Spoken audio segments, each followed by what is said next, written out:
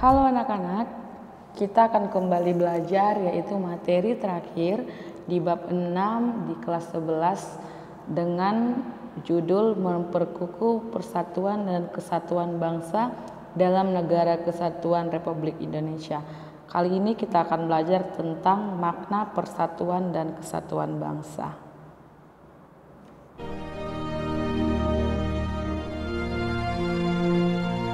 Proklamasi.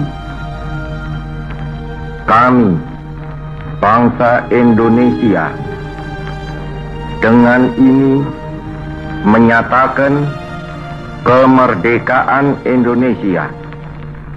Oke anak-anak, di video Hal-hal ini yang jelas mengenai dikatakan bahwa pemindahan Indonesia sudah kekuasaan merdeka pada tanggal 17 dan Agustus lain-lain 1945. diselenggarakan Telah diakhiri dengan bahwa cara kemerdekaan bangsa saksama Indonesia sebagai bangsa yang dan berdaulat dalam telah tempo usai. yang Proklamasi telah melahirkan sesingkat-singkatnya. Indonesia sebagai negara baru yang mempunyai Jakarta, kedudukan sejajar dengan bangsa 17 lain yang telah Agustus merdeka terlebih dahulu. 1945 Proklamasi kemerdekaan tidak akan pernah terjadi atas apabila nama tidak bangsa persatuan dan Indonesia, kesatuan di antara warga negara Indonesia. Soekarno, Persatuan Hatta. dan kesatuan bangsa harus selalu kita jaga supaya negara kesatuan Republik Indonesia tetap menunjukkan ekstensinya dan menjadi negara mandiri yang terbebas dari berbagai intervensi atau campur tangan orang asing. Kali ini kita akan belajar tentang konsep konsep dasar persatuan dari kesatuan bangsa. Yang pertama persatuan, yang kedua kesatuan, yang ketiga bangsa, yang keempat adalah integrasi nasional, yang kelima nasionalisme, dan yang terakhir adalah patriotisme. Jadi anak-anak, kita akan mengupas dari 6 konsep dasar dari persatuan dan kesatuan bangsa. Kita masuk dari pengertian persatuan dan kesatuan. Persatuan itu secara sederhana berarti gabungan atau ikatan, kumpulan, dan kalau kalian sering dengar ada satu kesatuan dari beberapa bagian yang menjadi sesuatu yang utuh. Konsep bangsa dalam substansi ini adalah bangsa Indonesia, yaitu bangsa yang menghuni wilayah Nusantara dari Sabang sampai Merauke. Dengan demikian, persatuan bangsa mengandung pengertian persatuan bangsa Indonesia yang menghuni wilayah Nusantara. Atau bisa dikatakan, bersatunya bangsa Indonesia didorong oleh kemauan yang sadar dan penuh tanggung jawab untuk mencapai kehidupan bangsa yang bebas dalam suatu wadah negara yang merdeka, berdaulat, adil, dan makmur. Oleh karena itu, persatuan bangsa perlu terus dibina. Terbinanya persatuan bangsa akan melahirkan kesatuan bangsa. Kita masuk ke pengertian dari kesatuan. Konsep kesatuan yang kita anut meliputi aspek alamiah. Yang pertama ada konsep kewilayahan, aspek sosial, yaitu kalau kalian masih ingat materi kita tentang ancaman, di sana ada politik, sosial, budaya, ekonomi, pertahanan, dan keamanan. Jadi kesatuan wilayah meliputi darat, laut, dan udara. Kebulatan ini sesuai dengan politik kewilayahan yang kita anut, yaitu yakni wawasan Nusantara. Kalau kalian masih ingat materi kita di kelas 10. Jadi konsep kesatuan ini sangat berguna bagi negara kita di Indonesia. Jadi berdasarkan konsep kawasan Nusantara, negara kita memiliki karakteristik. Yang pertama, negara kepulauan yang pengertiannya adalah suatu wilayah lautan yang ditaburi pulau-pulau dan besar atau kecil.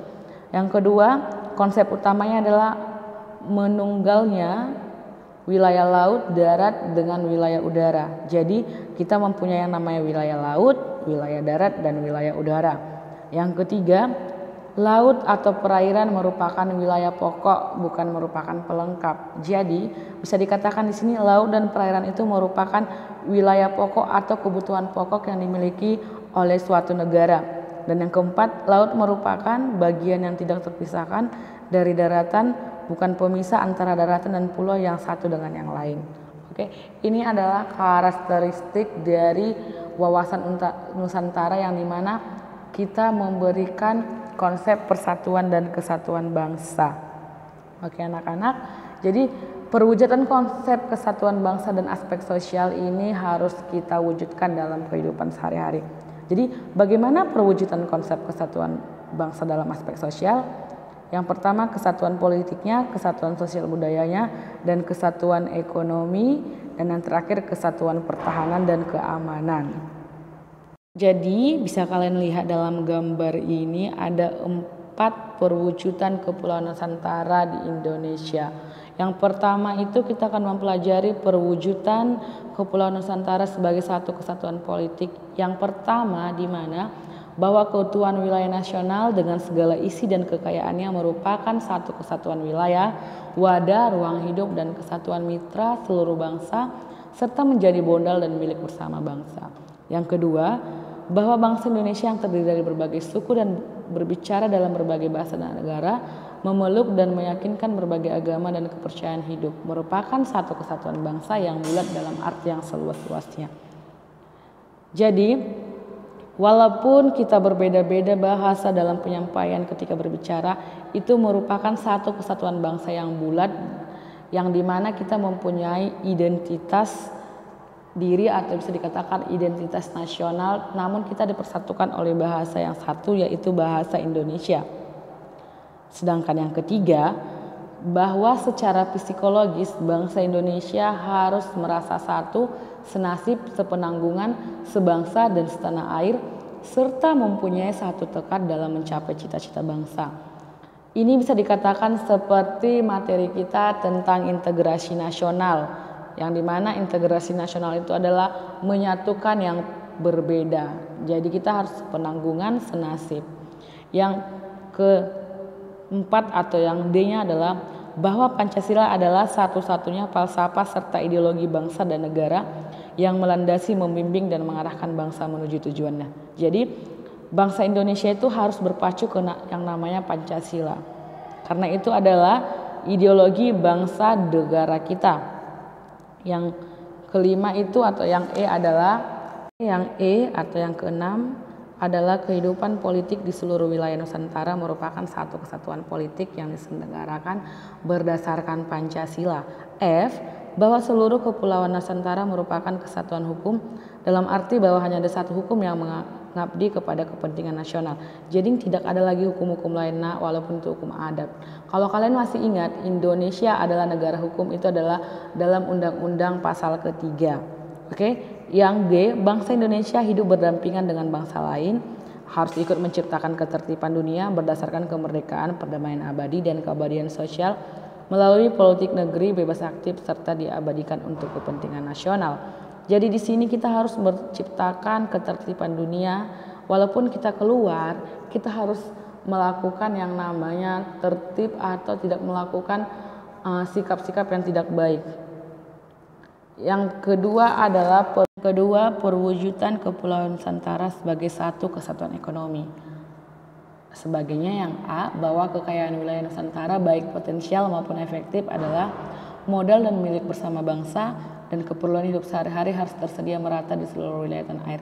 Jadi negara menyediakan berbagai macam kehidupan untuk kita konsumsi atau kita lakukan untuk melangsungkan kehidupan sehari-hari seperti di lautan. Di sana bebas mengambil ikan asal kita warga Indonesia. Yang kedua, tingkat perkembangan ekonomi harus serasi dan seimbang di seluruh daerah. Jadi di sini anak-anak kita harus bekerja sama antara masyarakat untuk mengembangkan ekonomi kita tanpa harus melihat daerah-daerah atau melihat suku apapun kita. Yang terakhir, kehidupan perekonomian di seluruh wilayah Nusantara merupakan suatu kesatuan ekonomi yang diselenggarakan sebagai usaha bersama berdasarkan atas asas kekeluargaan. Jadi di sini bersama-sama masyarakat harus mengembangkan usahanya untuk kelangsungan hidup. Yang ketiga, perwujudan Kepulauan Nusantara sebagai satu kesatuan sosial budaya. Yang pertama atau A, bahwa masyarakat Indonesia adalah satu kehidupan bangsa harus merupakan kehidupan yang serasi dengan tingkat kemajuan masyarakat yang sama, merata, dan seimbang, serta adanya keselarasan kehidupan yang sesuai dengan kemajuan bangsa. Bisa dikatakan di sini anak-anak, walaupun kita berbeda suku, banyak suku kita berbeda-beda, tapi kita juga harus rata, harus sama-sama meningkatkan kemajuan masyarakat dan seimbang. Jadi tidak ada perbeda-bedaan atau bisa dikatakan di sini di perwujudan ini kita harus menghormati suku dan ras antar masyarakat di lingkungan kita.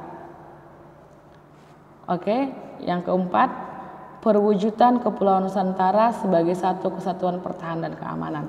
Di sini kita harus sama-sama bahwa ancaman terhadap suatu daerah pada hakikatnya merupakan ancaman bagi seluruh bangsa dan negara.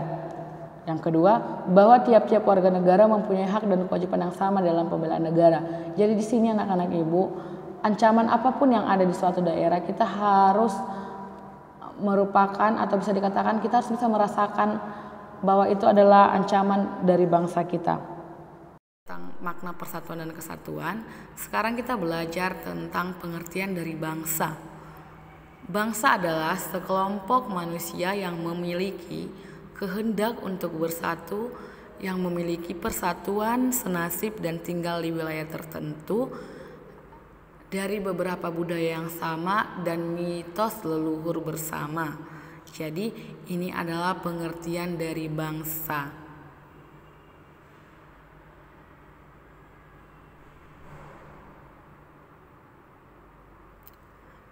Selanjutnya, pengertian dari integrasi nasional.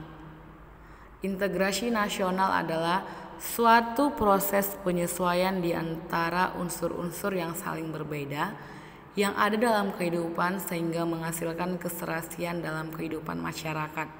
Dengan demikian, integrasi nasional berarti integrasi yang terjadi di dalam tubuh bangsa dan negara Indonesia.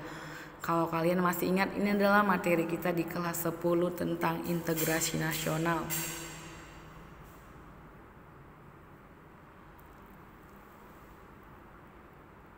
Selanjutnya kita masuk dari pengertian nasionalisme. Nasionalisme adalah suatu paham yang menganggap bahwa kesetiaan tertinggi atau setiap pribadi harus diserahkan kepada negara. Paham nasionalisme mulai dikenal di Indonesia sejak awal abad ke-20, yaitu saat berdirinya Budi Utomo tanggal 20 Mei 1908. Berdirinya Budi Utomo itu merupakan awal dari kebangkitan nasional dan merupakan awal dari kesadaran nasional. Tanggal berdirinya organisasi pergerakan tersebut hingga kini kita peringati sebagai Hari Kebangkitan Nasional. Jadi nasionalisme itu adalah bagaimana kita mencintai negara kita itu sendiri tanpa harus dipaksa. Jadi ini merupakan kesadaran dari diri kita sendiri untuk mencintai negara kita sendiri. Dan yang terakhir itu adalah patriotisme. Patriotisme ini merupakan salah satu unsur dari nasionalisme atau bisa dikatakan dari sikap nasionalisme. Bagaimana sih ciri-ciri dari patriotisme? Yaitu cinta tanah air, rela berkorban untuk kepentingan bangsa dan negara, menempatkan persatuan kesatuan serta keselamatan bangsa dan negara di atas kepentingan pribadi dan golongan yang mempunyai jiwa pembaharu dan tidak kenal menyerah.